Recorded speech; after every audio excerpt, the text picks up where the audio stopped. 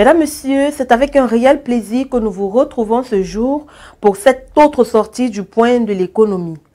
Ouvrons cette édition avec l'information et entrée à la clôture du séminaire de renforcement des capacités des personnels du Crédit communautaire d'Afrique Banque, en abrégé CCA Banque à Douala.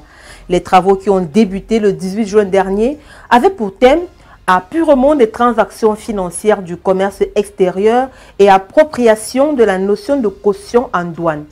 Durant 4 jours, le personnel de la CCA Banque a été suffisamment outillé sur les conditions et modalités de déclaration de domiciliation des exportations, les raisons de la mise à jour de la réglementation d'échange, la contribution à la stabilité externe de la monnaie à travers une optimisation de transactions financières avec l'extérieur de manière à minimiser les sorties de devises non causées et maximiser les entrées de devises.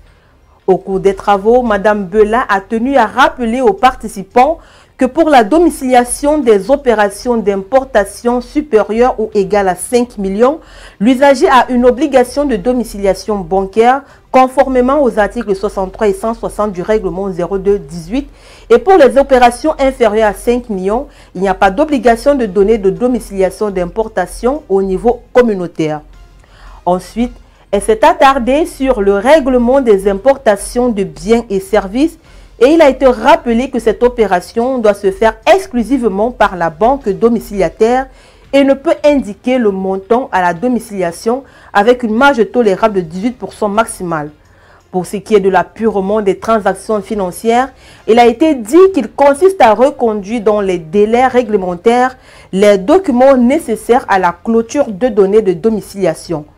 Elle permet donc de s'assurer que les devises allouées par la BEIAC pour les importations ont uniquement servi à leur règlement et que ces produits importés soient bien entrés dans la zone.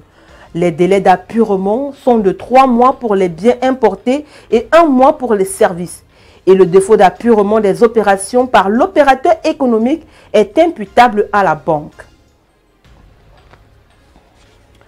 Toujours au Cameroun, la formation et la sensibilisation des acteurs en vue de l'opérationnalisation du titre de transit de TTU s'est ouverte le 18 juin dernier dans la salle de formation Ngounou Afana de la division de l'informatique à Douala. Placé sous la coordination du chef de division, M. Marcelin Djowo, ces sessions de formation et de sensibilisation ont débuté par une imprégnation des personnels des douanes intervenants dans la réforme TTU. Les dites sessions se sont poursuivies hier 20 juin 2024 avec les commissionnaires en douane agréés. Après Douala, l'équipe de formation conjointe douane Camrail va se déployer dès le 29 juin prochain à Ngaoundéré pour le même exercice avec les acteurs concernés par la réforme TTU de la partie septentrionale du pays. Il est important de rappeler que la réforme TTU est implémentée par une équipe conjointe douane Camrail mise en place par Monsieur le directeur général des douanes, Fongot Edwin Nouvaga. Le TTU vise la facilitation des opérations du transit des marchandises à destination des pays de l'Interland en zone CEMAC, en même temps qu'il renforce l'attractivité des corridors camerounais, la gestion des risques, la maîtrise des données, la dématérialisation des procédures de dédouanement et la modernisation douanière. Restons toujours au Cameroun pour dire qu'il faudra débourser près de 15 500 francs CFA pour entrer en possession de sa CNI en 48 heures. L'ordonnance du président de la République modifiant et complétant certaines dispositions de la loi 2023/019 du 19 décembre 2023 portant loi de finances de la République du Cameroun pour l'exercice 2024 a été signée hier jeudi 20 juin 2024. Selon le texte du chef de l'État, les Camerounais devront désormais débourser un peu plus d'argent pour l'établissement ou l'authentification de leurs documents officiels. Ce texte du président Biya fait passer l'enveloppe budgétaire de l'État pour l'exercice en cours de 6 740,1 milliards à 7 278,1 milliards de francs CFA. Une augmentation qui n'est pas sans incidence sur le quotidien des Camerounais, pour ceux qui veulent se faire établir ou authentifier certains documents officiels. En effet, selon l'article 548, le droit de timbre sur passeport passe à 110 000 francs, tant pour la délivrance que pour le renouvellement ou la prorogation. Les prix des visas augmentent également. Désormais, un visa ordinaire de 6 mois coûtera 100 000 francs CFA, le visa express 150 000 francs CFA. Pour ce qui est de la carte nationale d'identité, l'article 549 prévoit son timbre à 10 000 francs contre 2 800 francs jusqu'ici.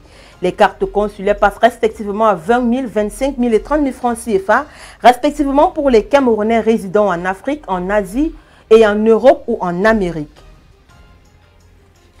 La société financière SFI a réaffirmé son engagement en faveur des PME gabonaises lors d'une réunion cruciale au ministère du Commerce et des PME-PMI le 19 juin dernier.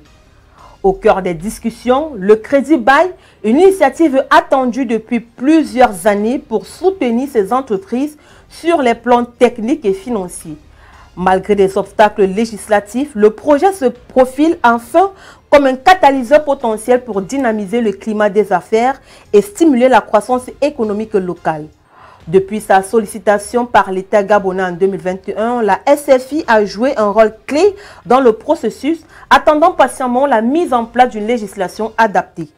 Avec le soutien accru du gouvernement en période de transition, le Crédit Bail se positionne comme un outil stratégique pour restaurer et renforcer l'écosystème entrepreneurial du pays.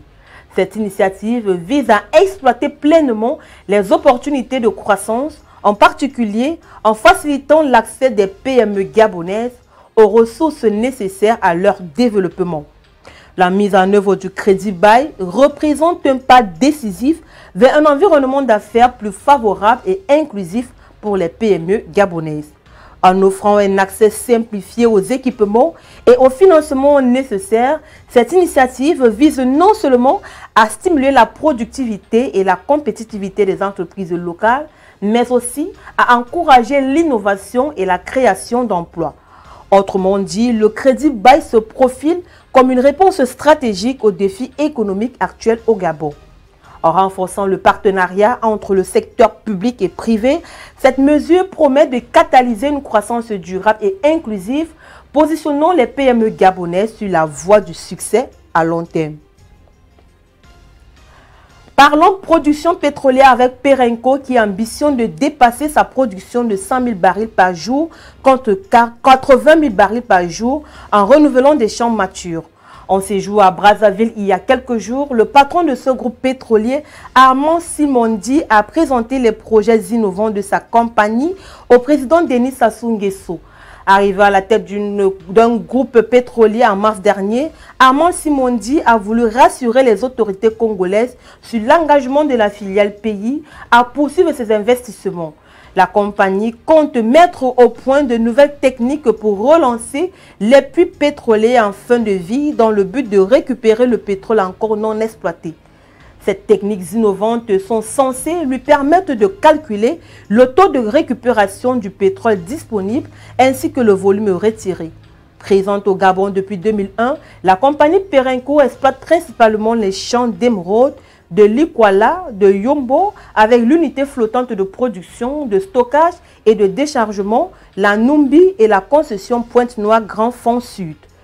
Au cours des dernières années, Perenco Congo a réalisé d'importants investissements en matière d'exploitation et de production.